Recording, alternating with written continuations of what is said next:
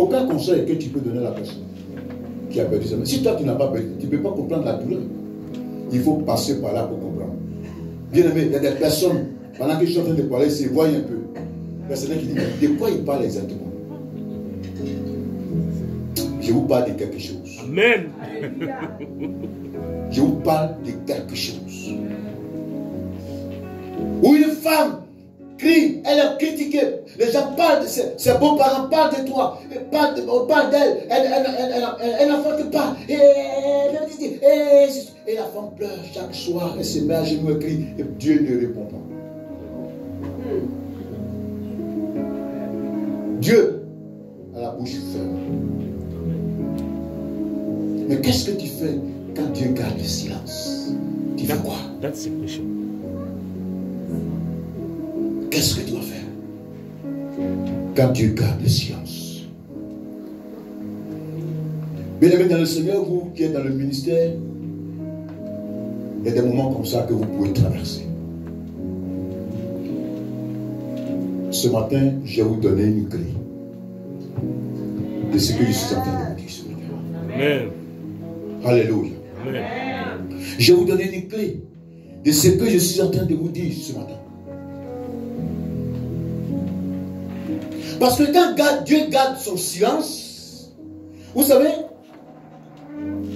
il a fallu, si nous sommes là ce matin, les hommes de Dieu qui sont ici peuvent le témoigner. Si les servants de Dieu qui sont là ce matin peuvent le témoigner. Si nous sommes là ce matin, c'est parce que Dieu a dit non un jour. C'est pourquoi nous sommes ici.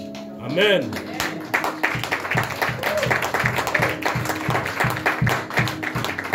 Si nous sommes là ce matin, c'est parce que Dieu a dit non que nous sommes là ce matin, réunis ici comme des enfants de Dieu. Amen. Jésus-Christ est le Fils de Dieu. Il a fait 2 groupes de prières. Parmi les 12, il a pris 3 avec lui. Et le reste sont restés au pied de la montagne. Il est resté ici et prier.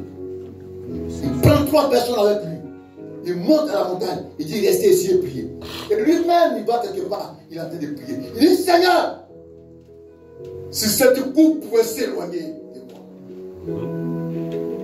Parce qu'il voyait le film de la crucifixion. Il voyait des personnes le crucifier. Il voyait la couronne d'épines s'appuyer sur sa tête. Il voyait son sang qui coule. Il voyait ses mains qui sont percées. Ses pieds sont percés. Son côté percé. Il voyait le film de ce qui allait arriver dans quelques instants.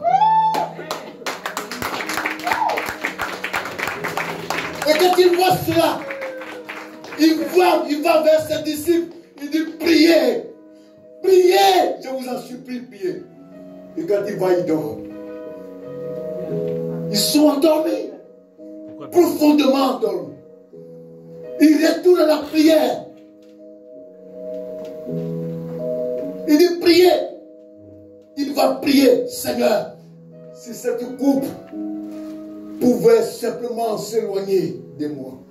Quand il retourne pour la 2e fois, les disciples sont endormis. Son cœur était brisé. Et il voyait le film se passer. Il voyait les hommes le saisir comme un brigand, le chicoter comme il ne fallait pas. Son cœur était brisé, mais des personnes étaient complètement endormies, ne pouvaient pas le porter, le soutien qu'il avait besoin en ce moment précis. Bien aimé, il est arrivé à des moments où vous chercherez le soutien des hommes.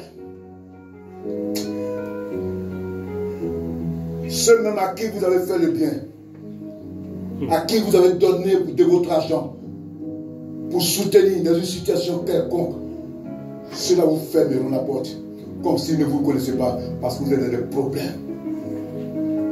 Des disciples ont mangé le pain multiplié. Ils ont mangé les 5 pains et les 2 poissons multipliés.